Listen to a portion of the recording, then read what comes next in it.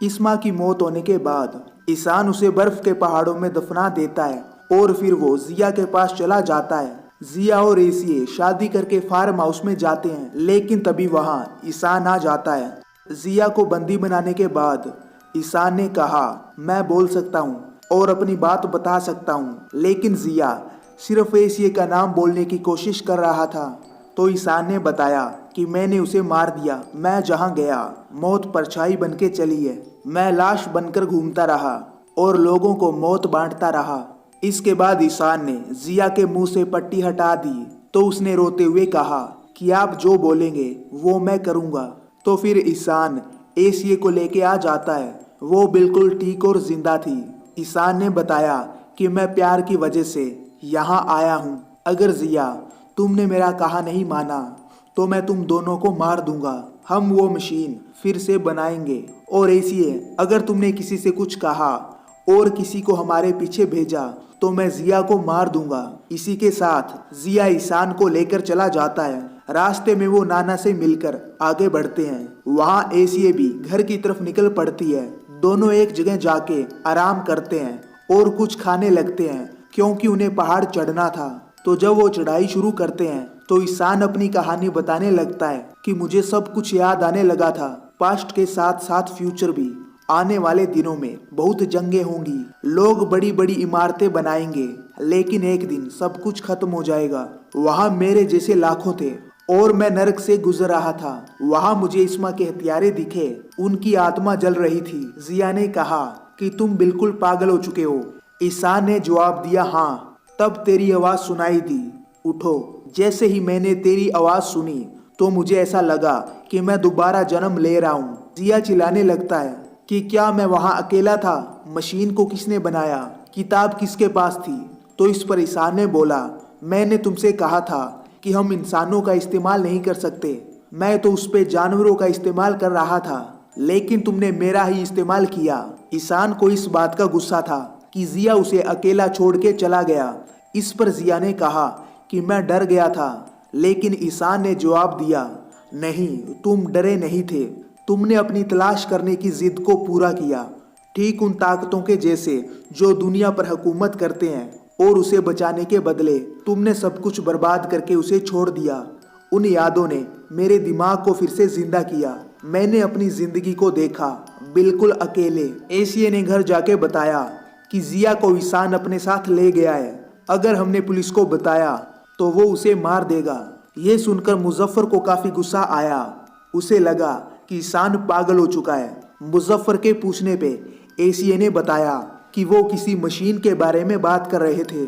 उसने बताया कि वो इस्तांबुल में जलकर मर गया और मुझे लगता है आग लगने के वक्त जिया भी वहीं पर था। वो उस मशीन को फिर से बनाने की बात कर रहा था। ईशान ने बताया कि फिर मैं सर्कस में काम करने लग गया। तब मुझे पता चला कि लोग उनसे कितनी नफरत करते हैं जो थोड़े से अलग होते हैं।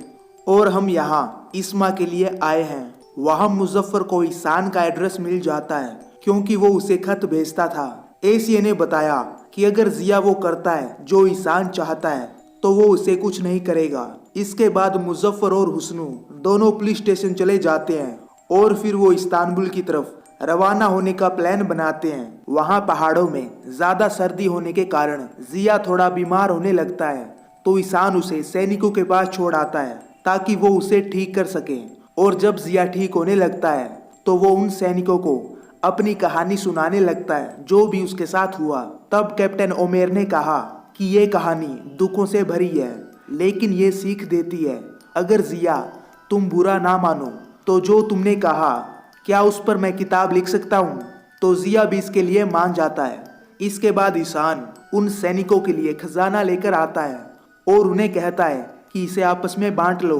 तो इसी बात को लेकर उन लोगों में बहस शुरू हो जाती है और वो एक दूसरे पे गोली चलाने लगते हैं।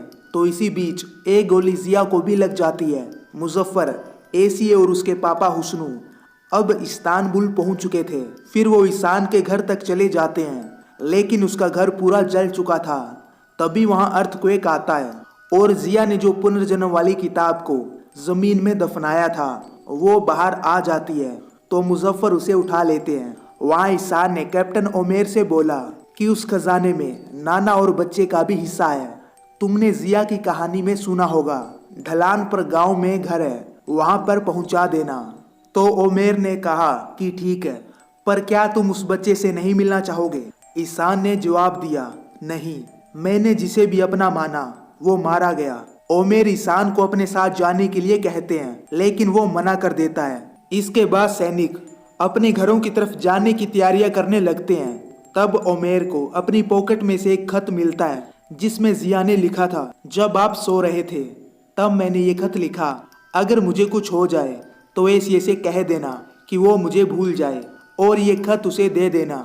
ईशान जिया को अपने साथ लेके पहाड़ों की तरफ निकल जाता है। इसके बाद एक सीन दिखाया जाता है जिसमें ओमेर अपने घर पहुंच गए थे।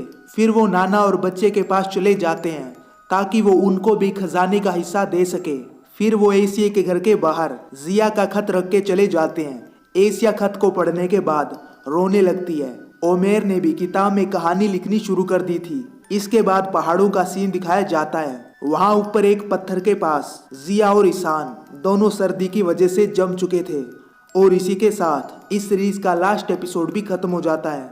तो आपको इस सीरीज की एक्सप्लेन वीडियो कैसी लगी मुझे कमेंट करके बताएं। तो मैं मिलता हूं आपको नेक्स्ट वीडियो में।